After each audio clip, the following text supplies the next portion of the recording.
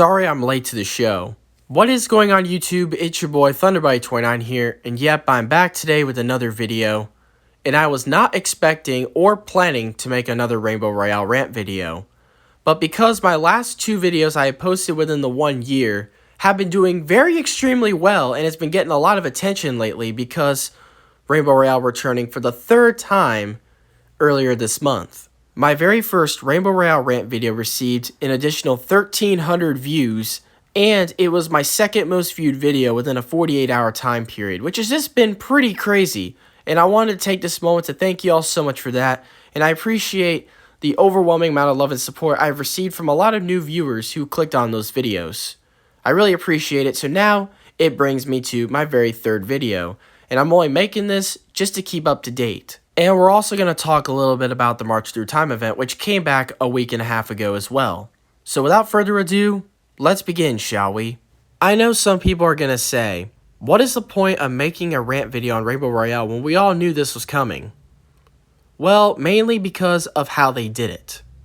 I mean, this is stuff that they should have put in the actual event back in June, which I don't understand why they couldn't put it back in June, but waited this long to do so. They put so much more into this event than they did in the last one back in June. They put in a rainbow bus with the music and rainbows all over the map in general, and on top of that, more free cosmetic items, which of course, the free cosmetics is not the real problem with this event. The real problem I'm having with this event is they still have not learned their lesson. Like seriously, stop trying to shove your political agenda down kids' throats and stop putting real life issues in a video game, especially in a video game that you know is mostly dominated by young kids, most of whom are under the age of 13, most of whom are too young to be knowing about love and relationships, most of whom are not going to have any of that feeling until they're past the age of 12. But here's one thing that a lot of people are still forgetting about, but I'm sure a lot of people are not going to care anyway, but people are forgetting about the fact that kids deal with a lot of social pressure of not being a part of a social group and feeling excluded.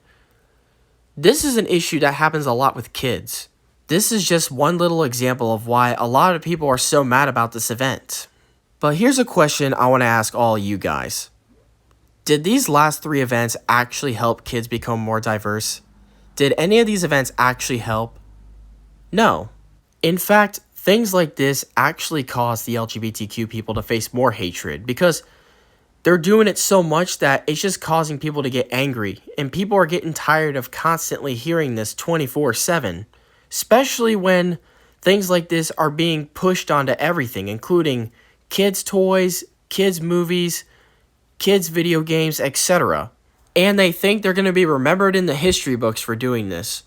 But they don't realize that they're doing more harm than good. And one thing I just want to add in here, some of the people who've been defending this have been extremely hypocritical. Like the people who are saying, oh, they're just doing this to spread awareness.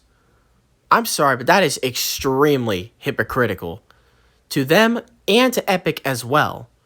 Because like I said before, where were they during Autism Awareness Month?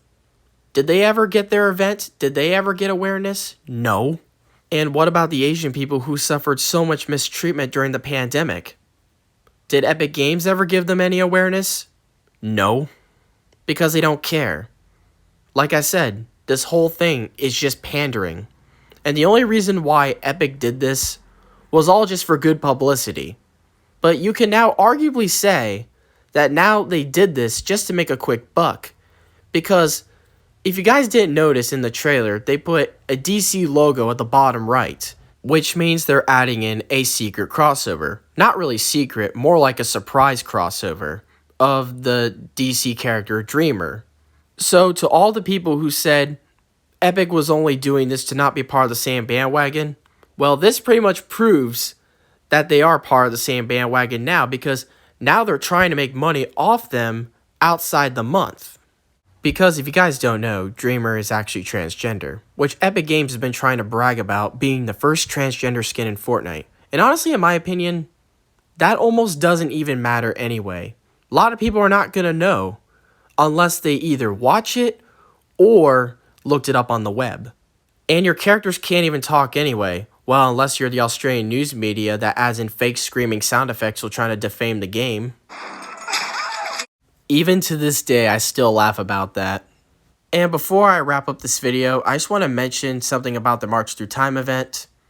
But I'm not going to talk too much about it because most of it's pretty much the same as it was last year. So if you guys want to watch the video I made about it, I'll put the link in the description below. So they bring back March Through Time for the third time, which is kind of weird because this is the third time that they've done Rainbow Royale, and this is the third time that they've done March Through Time as well. Except March Through Time actually got more backlash than Rainbow Royale did. There was one thing in my last year's video that I forgot to put in there, but it also still applies to this day, and that is Martin Luther King Jr.'s daughter actually tried to distance herself from this event, according to an article from last year.